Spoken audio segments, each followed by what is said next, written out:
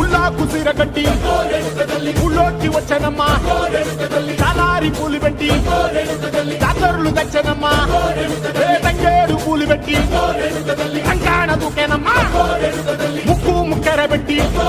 ముల్లోకాల నెలనమ్మా ముందార చూడంగా మున్నూరు కన్నులమ్మా ఎనకాల చూడంగా